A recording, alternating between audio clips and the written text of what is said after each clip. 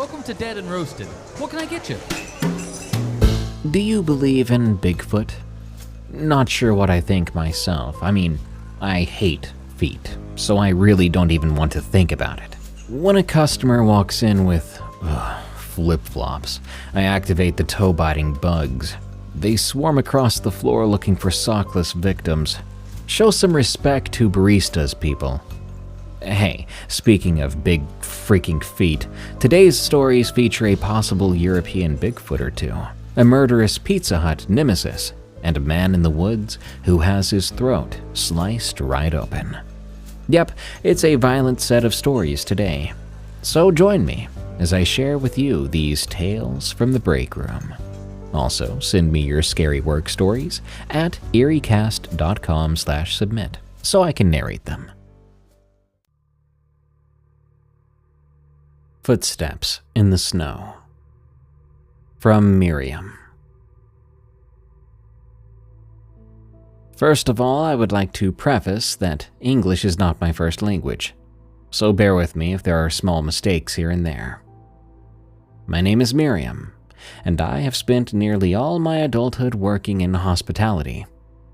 I was born in Austria, in an alpine village not too far from Innsbruck, the ski capital of our region, so I naturally spent many winters working at ski resorts in the area.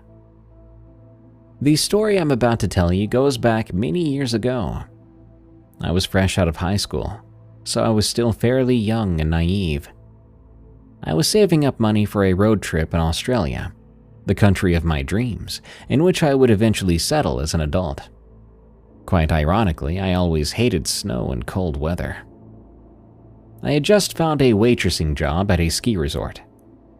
I decided to work as a waitress primarily to improve my English skills, as we had many international tourists in the area. Me and the other guys in the kitchen were having a lot of fun, as the kitchen managers were not controlling at all, and they gave us a lot of freedom. I fondly remember that first experience far from home, and all the friends I'd made there. It was hard work, of course, running from table to table, switching between German and English on the spot. But I also had many dead hours during the day, while guests were gone skiing, and I usually spent that time sleeping or reading a book, since I myself was not interested in skiing at all. It wasn't unusual for some of the kitchen and waiting staff to gather together after dinner service. We were young folk, far from home. Many of us actually came from Italy and Germany, so we became a close-knit group. We would hang around in the common room of the staff residence and drink beer, play board games, and chat about life. It was the only fun thing to do around there, as the resort sat at the mountain's base, far from the main town and with no connection to it during the night. It was also a time when smartphones still did not exist. Simpler times, perhaps, where human interaction was much more valued. Or at least, this is my opinion. We would entertain each other by telling scary stories and ghostly tales about the nearby forest, which had quite a bad reputation. An older colleague, a lady that had cleaned rooms in the same resort for more than 10 years, had once told me it was not uncommon for backcountry skiers to get lost in it, get injured, and die before any rescuer could find them, if they were ever found. The tricky thing was that there are many dead ends inside the forest, clearings that look like a track, but instead lead to a denser forested area, which forces any skier to proceed walking. And the ground is rocky and irregular, two characteristics that can easily be hidden by snow, providing optimal traps for inexperienced tourists. At the end of one of those nights, after maybe drinking a bit too much, I remained alone in the common room. It was around midnight, I think, and everyone else had already gone to bed. I wasn't really feeling tired, despite being a bit tipsy, maybe because I'd spent the whole afternoon sleeping. I picked up the empty glass bottles and realized that the bin we placed empty glass in was full. So I sighed, put on my winter coat, and resigned myself to walk outside in the cold to reach the recycling bins. It was a chilly night, as we were in the middle of the winter season. I could see the stars with incredible definition, as out there was very little light pollution. My moon boots were sinking into the fresh snow. The recycling bins were located some 100 meters behind the residence, on the side of a road that coasts the forests I mentioned earlier. The forest was pitch black, and the shadows of the mountain peaks towered behind it. Everything was quiet, but I couldn't shake away a weird feeling that kept me on guard. I don't know exactly what I was afraid of. I was young, and being a girl, I always felt a bit uneasy being alone outside at night. I threw each bottle in the bin with a loud crash. Then I rushed back inside. I won't lie, I let out a relieved sigh when I closed the back door behind me. I was standing in the foyer, where we usually leave skis and shoes, when I heard someone knocking at the door. The blood in my veins froze, and I held my breath.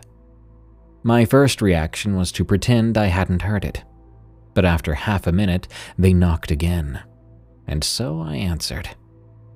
"Who's there?" "Hello? Could you let me in? It's freezing outside," replied a male voice in a low, tired tone. I looked inside the peephole, and I saw a young man. The first thing I noticed about him was that his clothes were pitifully inadequate for the season. He wore only a brown leather jacket and some blue jeans. I could see him shivering because of the cold, and he had a hard time keeping his eyes open. My first thought was he might be one of the guests at the resort that got lost. As I said, we were in the middle of nowhere. There were only a handful of buildings in a 10-kilometer radius, and all the people in the area were either tourists or seasonal workers. Plus, it looked like he was about to freeze to death. I know it sounds incredibly naive, but I did open the door to let him in. The man staggered inside, and I saw that he was barefoot. That felt extremely weird to me. How long had he walked before reaching the residence? His feet were white and blue, probably on the verge of freezing. I felt terrible for him, wondering if he would have to have his feet amputated. I had him sit in the common room, where he curled up against the radiator. I hurriedly brought him something hot to drink. My hands were shaking. "Stay here. I'll call an ambulance," I said. No, I have to go back." "You can't go anywhere with your feet like that." He looked at me straight in the eyes, and with utter seriousness he replied, "It follows. It will find me, and I have to go." At that point, I was completely sure this guy was crazy. Maybe he had hallucinations. I've read something about the effects of cold and exhaustion on the human mind while I was in school. This is what happened to Scott's expedition in Antarctica. They started to hallucinate about someone else following them. I felt very uncomfortable. I didn't want to be alone with him, and I started to regret letting him in before calling for help. "Stay here. I'll call for help," I said again, trying to not let my fear transpire. I walked slowly out of the common room, without losing eye contact with him. And then I literally ran up the stairs and to the only landline phone in the entire residence. First, I called for an ambulance, and then I dialed the police. Then I banged on the door of one of my colleagues, explaining to him what happened, and we both went downstairs. This colleague of mine was an older guy, always very calm and in control of the situation. I felt more safe knowing that he was by my side. But when we entered the common room, we found it empty. I ran to the back door where, as sure as daylight, I found barefoot footsteps in the snow. They went back and forth to the forest on the other side of the road. Emergency personnel arrived in an hour or so, and they searched the area, but found nothing. The footsteps in the forest led to a rocky patch where it was very hard to trace them further. they decided to try again with the aid of daylight. But the next day, a blizzard came early in the morning, destroying every possible trace and making the rescue dangerous too. The resort managers checked the lists of the guests, and apparently no one had gone missing. So, did the mysterious guest really come from the forest? I didn't sleep that night, and I had troubled dreams for a long while after that. I talked to my colleagues, and they all tried to console me, saying that I couldn't have done anything more than what I already did, that he walked out on his own free will. But I can't help but feel guilty. I ruminate on the fact I should have locked the door of the common room, or that I should have called someone else before opening the back door. To this day, I still ask myself who that man was, and what really happened to him. From what I know, the police never managed to connect my strange encounter with any missing person cases. So, where did he come from, and where did he go off to? And more importantly, was he crazy, or was there really something following him?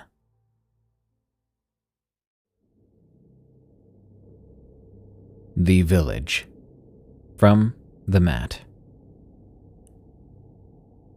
In my home state, there is a tiny little historical village right in the middle of the densely populated city.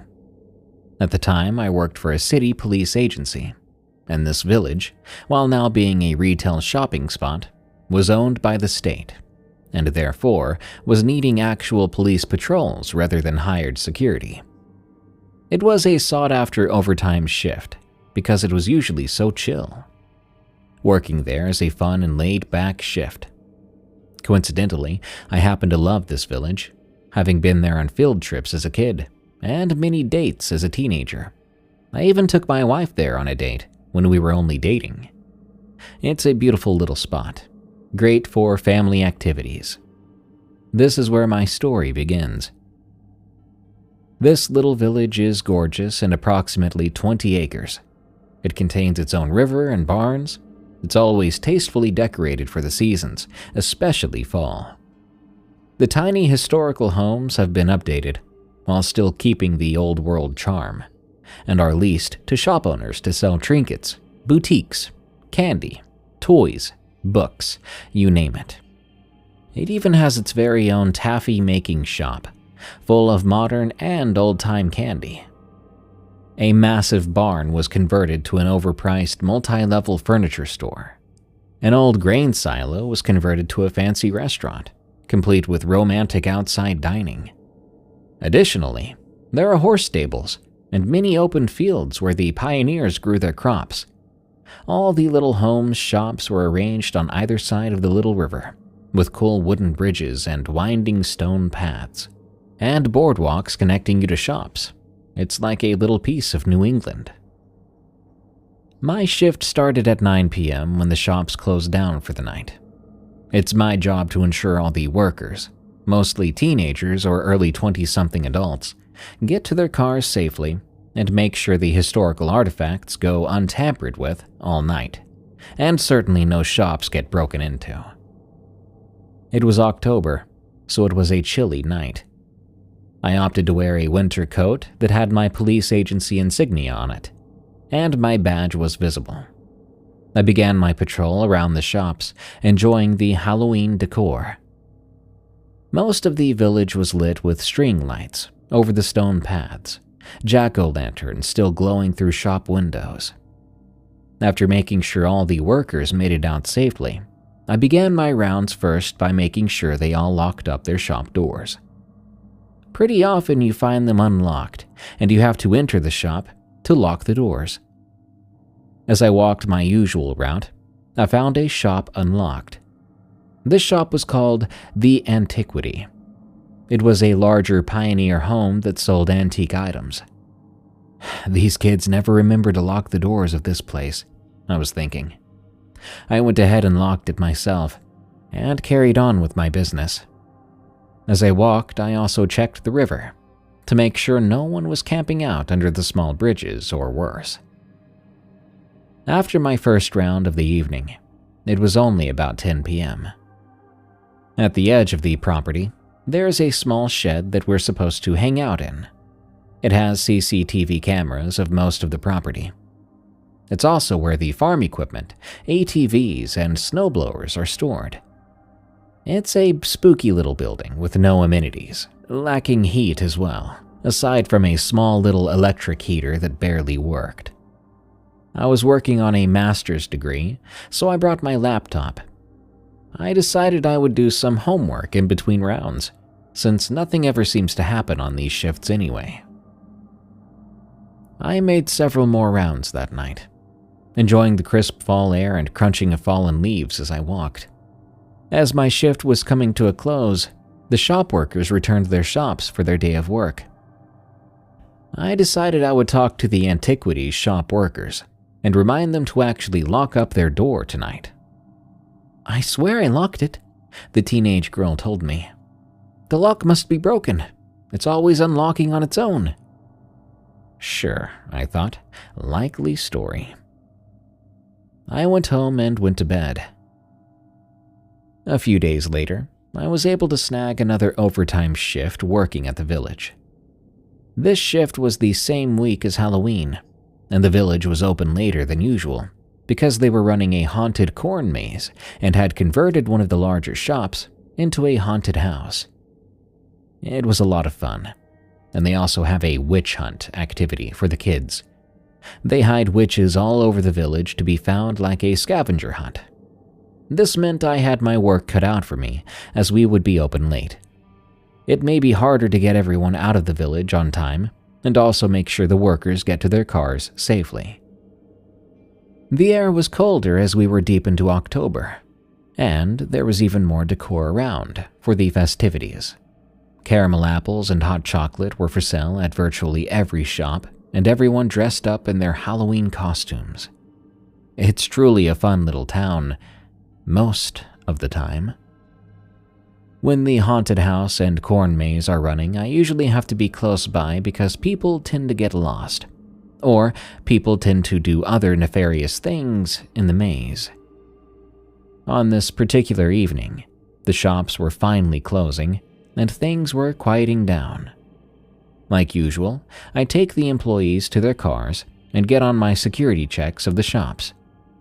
I made my way around the village, and once again, I found the antiquities shop unlocked. I decided to go inside this time.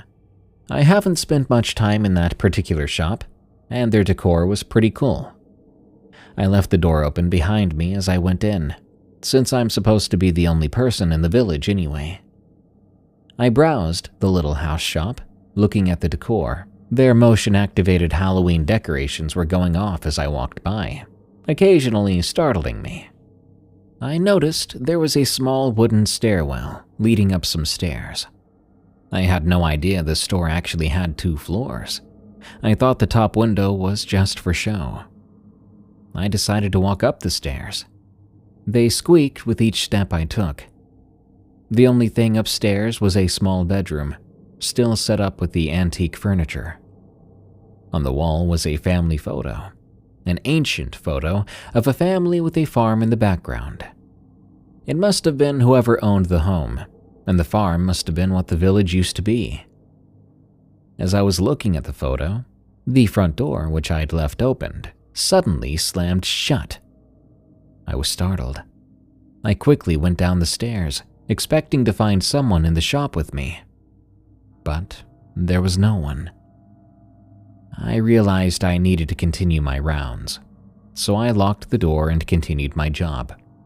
I walked through the cobblestone paths, admiring the decorations and checking all the doors with no other events. At this point, it's about 2 a.m. I had the urge to go back to that antiquities shop and visit the bedroom again. I didn't get to look around at everything before I jumped at what I thought was the wind shutting the door. So as I approached the shop again, I noticed a dim light on upstairs through the window. Maybe I left a light on in there. I pulled out my keys to unlock the door, but I found the door to be unlocked again. At this point, my suspicion was telling me it must be occupied by a squatter, someone enjoying the bed. I pulled my gun and entered the shop, anticipating an arrest. As such, I also got on my radio to notify dispatch and have them roll some backup over, something I've never had to do on this shift. As my footsteps creaked up the stairs, I found a small lantern lit, its flame flickering on the wicks. I had earlier assumed the lantern didn't actually work, so I would remember lighting it myself if I had. I quickly entered the bedroom and found nothing else disturbed. I holstered my gun and notified dispatch that I had no contact with any trespasser. The hair on the back of my neck stood up. Fight or flight kicked in. How could it be the door unlocked, the lantern had been lit, but no one had been found? I continued my investigation, attempting to find any sort of disturbance. Suddenly, someone blew out the lantern, leaving me in the darkness with only my flashlight for light. I considered running out of the room, back down the stairs, but that would mean running past the lantern that had just been blown out, and that didn't feel like a good idea. Just then, I heard the now familiar sound of footsteps creaking up the old rickety stairs. I shone my flashlight at the doorway, and I had my gun ready. Everything about this screamed ambush. Sure enough, as the footsteps reached the landing at the top of the stairs, there was no one to be seen. I ran out of that building as quickly as I could carry myself and ran to the little security shack, spending the rest of the shift there. I tried to convince myself I wasn't insane. I finished my shift, still terrified. I decided I would ask the kids in the morning about their experiences there. "Oh yeah, this place is hella haunted," the young girl said. Young folks always had a way with words. "Rumor has it one of the old farmers from this village still lives here, probably because we kept all of his antiques as a shop." I continued my shifts there, but I didn't bother going into that shop anymore. Absolutely no point in scaring myself. I just enjoyed the village from the outside of the little shops.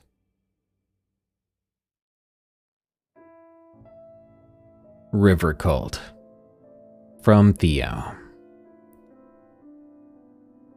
I've worked as a Department of Natural Resources officer in Western Maryland for a little over 20 years now. I spend virtually my entire work week outside, and in doing so, I have experienced a lot of odd things. Now, my teenage son told me I should write to you about some of the things I've seen, so let me know if you like this one. This story took place in 2003, about a year or two after I first became a DNR officer. The region I patrol most often is the upper basin of the Potomac River and some of the surrounding state parks. On this particular day, I was out solo in a boat on the Potomac near Fort Frederick State Park. I won't get any more specific regarding locations for the sake of privacy, but this was an area I was extremely familiar with because I had grown up maybe 30 to 40 minutes away from there. This is a stretch of the river that gets a fair bit of recreational traffic, so most of the time I'm just making sure people have their fishing licenses and the captains of boats aren't too drunk. I remember it being a fairly uneventful day on the river, and I was starting to head back right as the sun began to set. On my ride back, I saw a small smokestack arising from the forest on the Maryland side of the river. Now, this area of the forest was still a part of the state park, so I knew that no personal fires were allowed outside of the designated camping area. So I decided to go check it out, real quick, before I headed back to the boat ramp. As I approached the bank of the river and slowed my engine down, I heard faint chanting sounds. I couldn't quite identify what was being said, but it was definitely a little eerie. I stopped the boat and tied off to a nearby sycamore tree, then decided to venture up the bank line into the forest.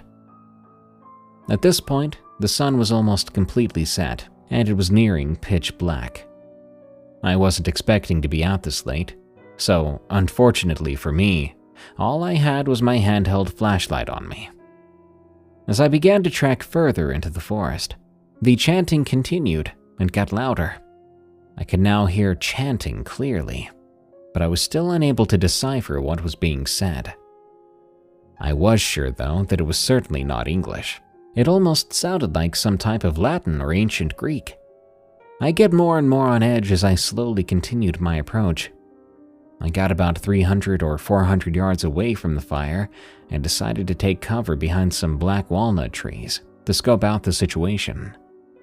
I turned off the flashlight, and what I saw will forever be engraved into my memory, no matter how hard I try to forget it.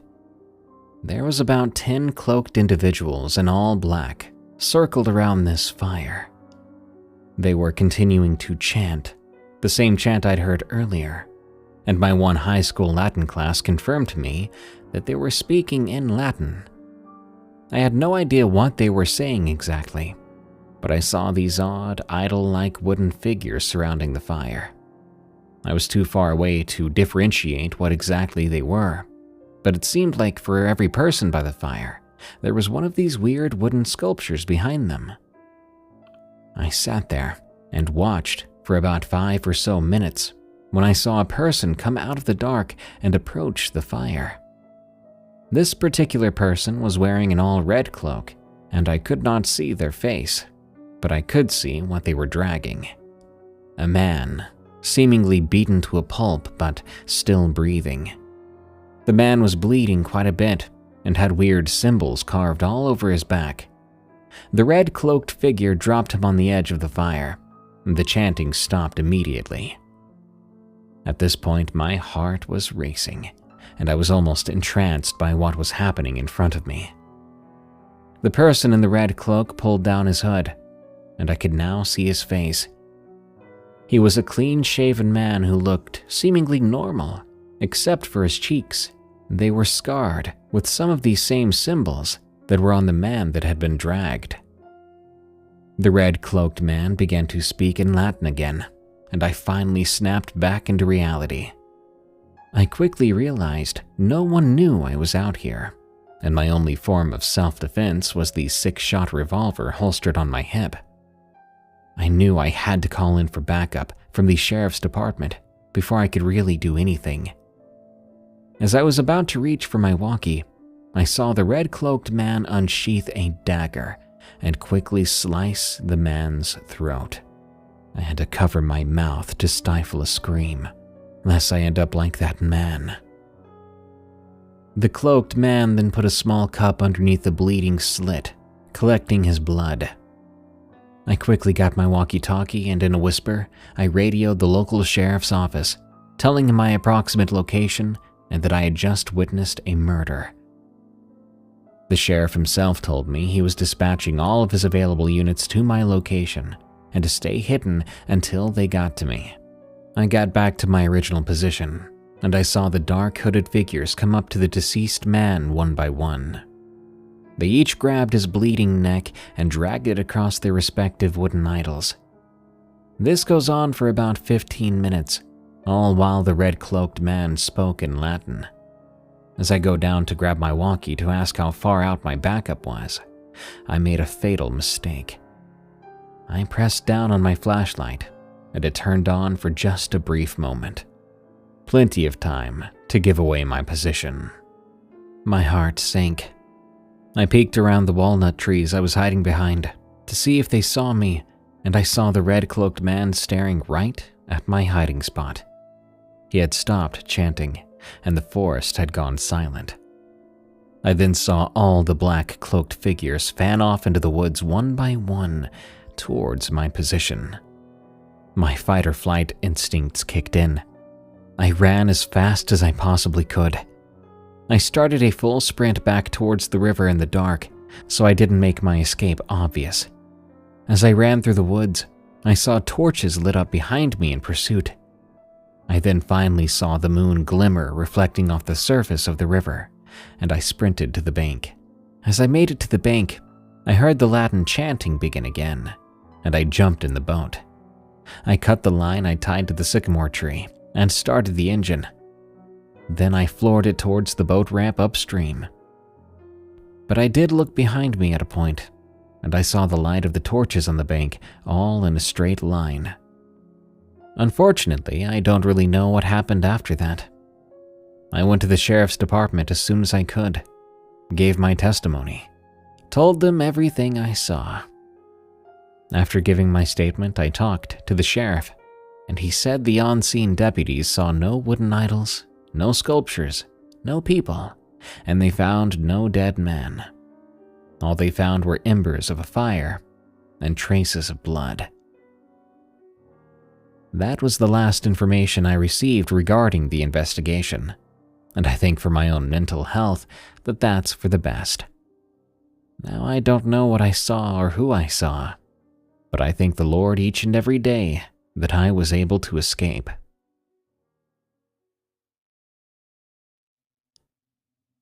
Some kind of Bigfoot in Southern Europe. From Small Winery. I always said that life has a funny way of kicking you when you're down, and that couldn't be more true last year, when in the same week I lost both my place to stay and my job in the factory due to sudden layoffs because of some scandal that made the company lose face and investors. Needless to say, I was pretty down on my luck. Had to move from the city for the first time in almost 6 years to stay with my parents at their place in a small village about 25 kilometers away. It would be temporary, just until I could find a job and get back on my feet. But the suddenness of it all hit me like a truck. Thankfully, one of my friends from high school, who I still occasionally talk to, Matt, offered me a job. The guy was saving my butt all throughout our 4 years together in that sorry excuse of a school, constantly letting me copy his spreadsheets and homework, and now he was saving me again. Of course, I accepted right away. I would be working on his family's farm, which was about 8 kilometers away from my parents' house, where I was staying. Since Matt was too busy doing college stuff, and his dad required help on the farm, they decided to hire me instead of looking for some rando who they probably couldn't trust. After talking it over with Matt and his dad, we sealed the deal, and I would begin working next week, Monday morning at dawn. Monday came sooner than expected, and I begrudgingly got out of bed, beginning my drive to the farm when it was still dark outside. After 10 minutes or so, I arrived at the house/farm. It was a big house with an even bigger backyard, and behind it was a small fence that led to the fields and the farm. Since they lived on the outskirts of their village, next to them was an unbelievably large forest that stretched as far as the eye could see. As I would later learn, the giant overgrown forest was starting to cause problems on the farm, but since it was government property, nothing could really be done about it. And the people responsible for those kinds of disputes, as usual, didn't like doing their jobs and never sent anyone out to check out their complaints. I got there at about 5:10 a.m., still sleepy. Even though it was almost summer, the mornings were still cold. I got out of my car and was immediately greeted by Matt's dad, Mr. Wilton. He was a burly man in his 50s by then, with a big gray mustache and a beer belly. His face was weathered and rough like you'd expect from someone who spent their entire life on a farm. After greeting me, he wasted no time in putting me to work. After a little chat, he handed me a pair of sturdy work gloves and a list of tasks for the day. The work was divided into several categories: livestock care, crop maintenance here and there, general farm upkeep, and problem-solving any immediate issues that arose. The day started with feeding the animals. The farm had cows, pigs, chickens, and a couple of horses. Each animal had specific dietary needs, and I had to ensure they all had water and food. This involved carrying heavy bags of feed and filling water troughs, which was a hellish workout first thing in the morning, something my city-oriented lifestyle hated very much those first few weeks. After feeding the animals, I had to clean out the stables and pens. This was a dirty job, shoveling manure, replacing bedding straw, and making sure the living areas were hygienic to prevent diseases. It was honestly a miracle how I didn't puke while doing it, with the smell invading your nostrils, whether you wanted it to or not. Of course, Mr. Wilton was there by my side for the first week. He was both teaching me things I didn't know and keeping an eye on me, in case I did do something stupid. Despite how he looked, he was a sweet old guy, constantly cracking jokes and not giving much of a crap for not knowing some things. One of the things he taught me was how to milk a cow by hand, which I had to do twice a day. He spent most of his day on the farm, driving all kinds of tractors and machines around. So I was mostly on the farm, really only coming with him if he needed some help. Still, farm work was more than enough for me, having to also keep the barn and all the equipment clean and tidy, and the overgrown forest bordering the farm was a constant issue. Occasionally, trees or branches would fall and they would have to be cleared away. The first week I was there felt like torture, feeling like every muscle in my body turned to jelly when I got home. But over time, I got better, growing accustomed to the farm life. I also liked the feeling of satisfaction I got when I did something with my own two hands. You can't get that living in the city most often, working on a computer 8 hours a day. In the evenings, Matt and I would regularly sit on the couch, drinking gemischt, while reminiscing about our high school days. However, things wouldn't stay all fine and dandy forever. I worked there for about 3 months, and that's when stuff began to go sour. One evening, as I was walking down the farm, finishing my rounds, I started to hear noises from the forest. Now, typically, that was nothing new, since the forest was brimming with all kinds of wildlife all throughout the day. But this was different. It sounded strange, unlike anything I'd ever heard. Whatever it was, it sounded big too, like a mix of deep guttural growl and monkey noises. I stopped moving, trying to listen more closely, trying to figure out what was making that noise. It was almost rhythmic too, and after a few more growls, it finally stopped. I was confused and slightly curious, but I ignored it and went on my way. The next day, I told Matt about the noises, expecting him to laugh at me or give excuses for it, to tell me it was some animal I wasn't familiar with. Instead, his face went serious. "You heard it too?" he asked, his voice low. "Too?" I asked, surprised. Matt nodded, looking over at the woods. "Yeah, my dad and I have been hearing those noises for a couple of weeks now, always at night.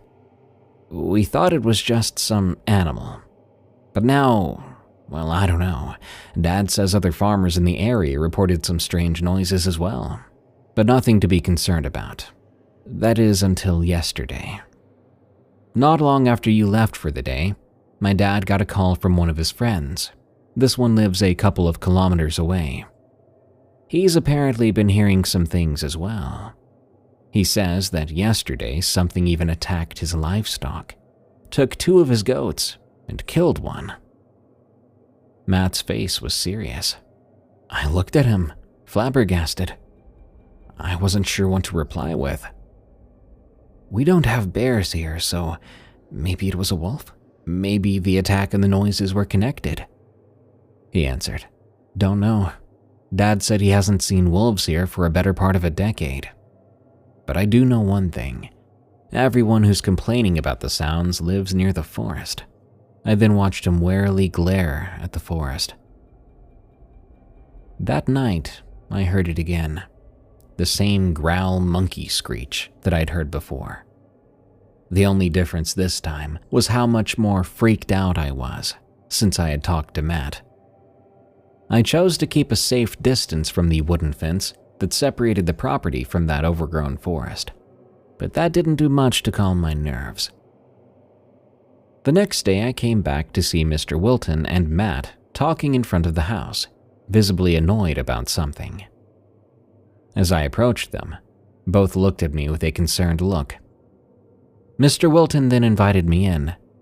He set me down and gave me a shot of vodka before asking, "Do you know how to carry a rifle?" I looked at him, shocked at that sudden question. I stumbled over a few words before he continued.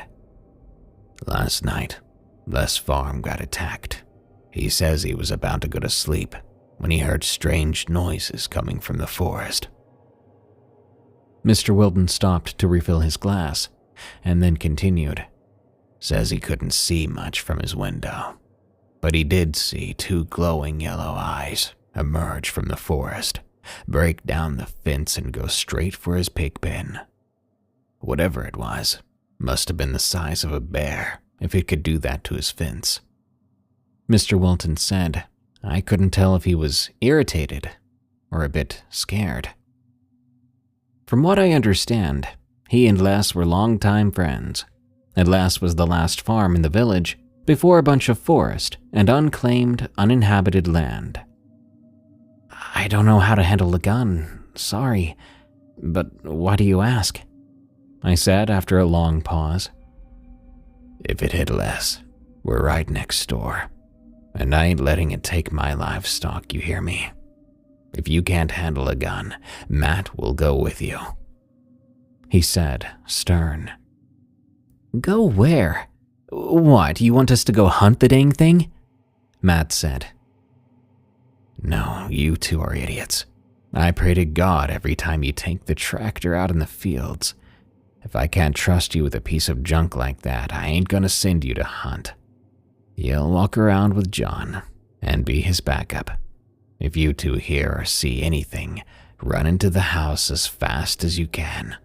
The rifle's for a worst-case scenario," his dad answered. From the way he was talking and acting, we both knew he was dead serious. Matt and I looked at each other, not saying a word. That night, we were both out on the farm, walking around like I was doing before. I could tell both of us were nervous as heck, not really talking, just listening to any noises coming from the woods.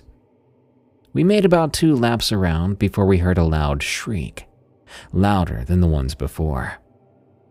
Matt immediately pointed the old rifle upwards, towards the overgrown forest, looking aimlessly into the darkness.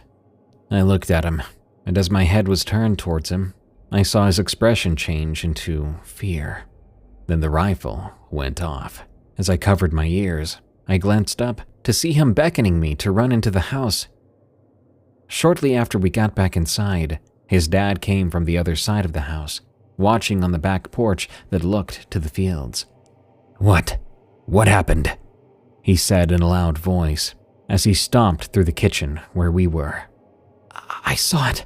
It was huge, like 2 meters tall, just staring at us," Matt said. I don't think I'd ever heard him so scared. His dad looked at me before making sure all the windows and doors were locked. Needless to say, I spent the night there in the old and dusty guest bedroom. When I woke up, I was greeted with the stench of booze and cigarettes coming from the living room. As I got up, I saw a group of mostly old men with a few younger folks hanging around the dinner table. I pulled Matt aside and asked him what was up. "Dad says it's getting bolder. Thankfully, the animals are fine, at least for now.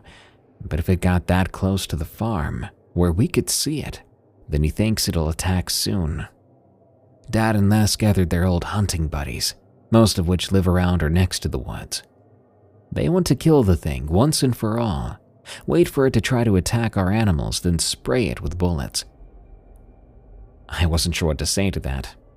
The plan and the whole situation seemed insane to me.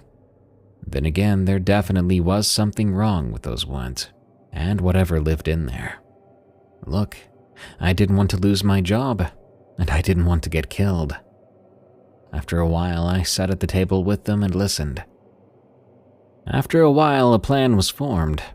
There'd be people in groups of 3 patrolling the farm, looking out for the thing, and if anyone saw it, we would gather up and shoot it dead. The night came and soon everyone arrived.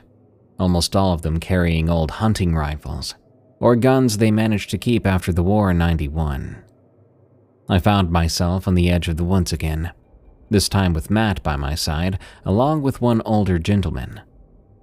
We sat in the dark, listening to the usual nighttime sounds, but always on edge, waiting for something out of the ordinary. Hours passed, and just as I was starting to think the night would be uneventful, the growls returned, this time closer than before. "Do you hear that?" I whispered to Matt. He nodded, gripping his flashlight tight. "Stay close." We moved cautiously towards the sound, pointing our flashlights around slowly. The growling began to become quieter and quieter until it stopped. Then, as we were about to turn back, we laid eyes on something, a hulking shape with these reflective yellow eyes. It was huge, towering over both me and the older guy that was with us. I pointed my flashlight at it, so I got a pretty good look at the thing. It looked like a giant man, covered in deep black fur, with an elongated face that barely resembled a human. Frozen in fear, we watched it just observe us, and then a second creature came out of the nearby brush into the spotlight. They began to move together, eyes fixed on us. Panic surged through me, but Matt held his ground. "We need to get back," he said, his voice steady, despite the terror I saw on his face. We slowly backed away, keeping our lights trained on the things.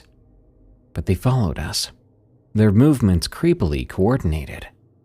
When we reached the light coming from the open barn, Matt raised his rifle and fired directly into one of the creatures. Instantly, I began to shout for the others to come. The creatures halted, hitting us with this ear-piercing screech of pure rage as they retreated into the shadows. We stood there petrified, and before long, the others began to group around us, asking what happened. Some of them wanted to chase after them and hunt them down, but ultimately, we didn't do anything after that. The next day, Mr. Wilton told me I didn't have to come to the farm anymore, and honestly, I was happy to do just that. I don't know much after that night.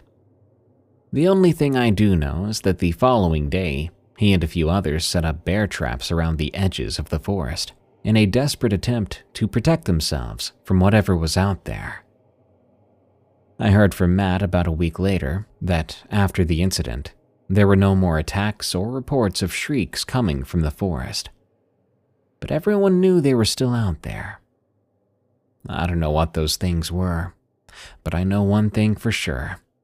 Nobody who was there that night is going to set foot alone in that forest again. Worst Pizza Hut experience. From Arrow. This story is the worst incident I ever had while working as a shift manager at a Pizza Hut.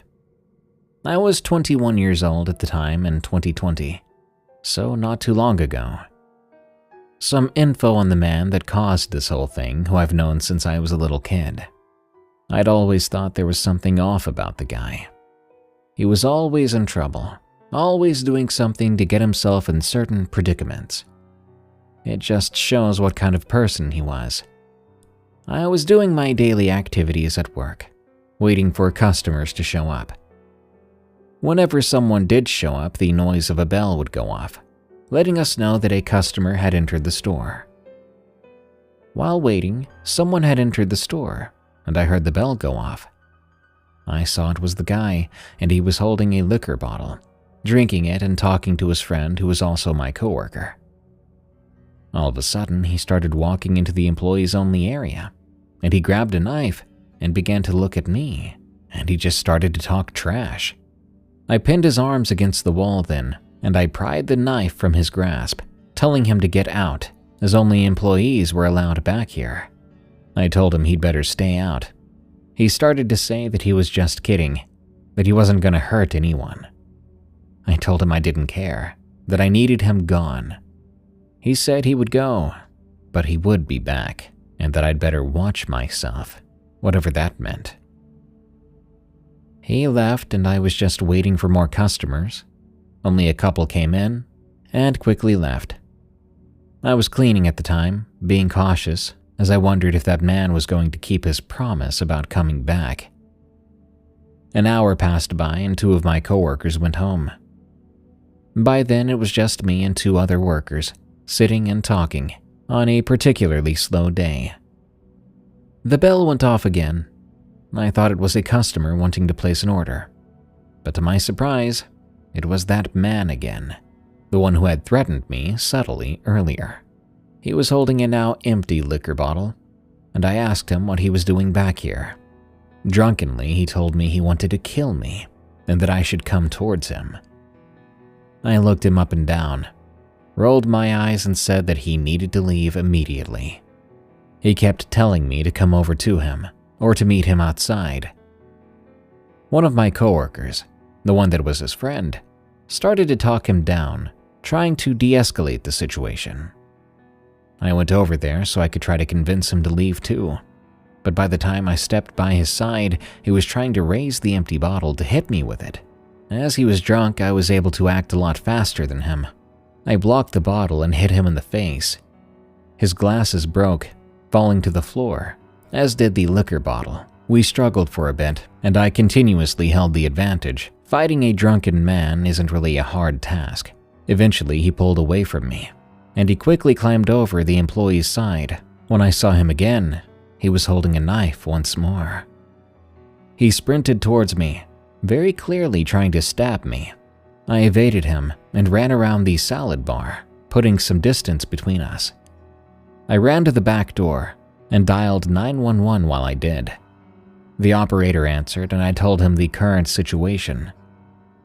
They said the police were on their way, and luckily, since we were a small town, they arrived pretty quick.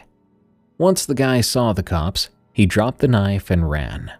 The police officers chased him down, and another stayed at the restaurant, collecting evidence and asking plenty of questions about the incident.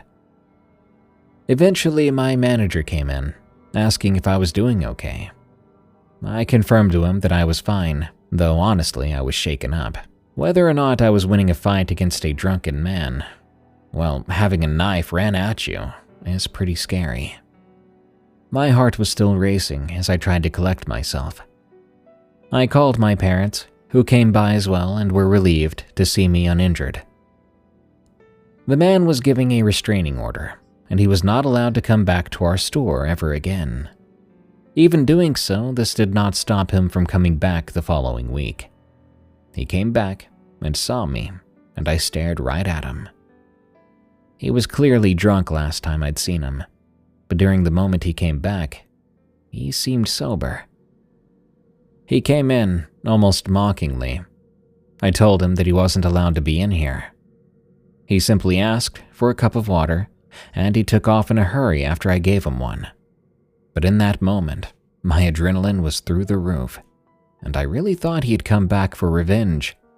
I was very aware of everything, very vigilant and cautious after the first incident.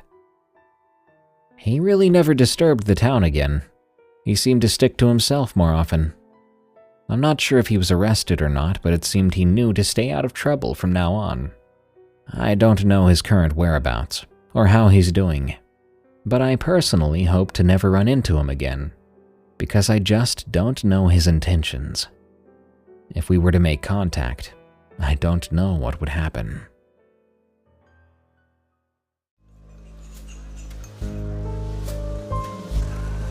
Thanks for tuning in to Tales from the Break Room, the home of the scariest true work stories. If you want to hear your story narrated by me, send it to me at eeriecast.com/submit. We pay 5 cents per word for accepted stories. Help us grow by leaving Tales from the Break Room a rating and review on Spotify and Apple Podcasts, and be sure to follow us on your favorite podcast app. Check out eeriecast.com or search for EerieCast on those very same podcast apps to see our other exciting and terrifying podcasts, like Unexplained Encounters, the other show I host, where I read stories with a focus on the supernatural. To get some merch, go to eeriecast.store. And to unlock ad-free episodes of your favorite EerieCast shows and exclusive audiobooks, go to eeriecast.com/plus and consider signing up for EerieCast Plus. You can follow me on Twitter, I guess it's X now, @DarkPrevails. You can also subscribe to me on YouTube, where I deliver the same content. Just look for Darkness Prevails. Good night. I hope we can share another break sometime soon.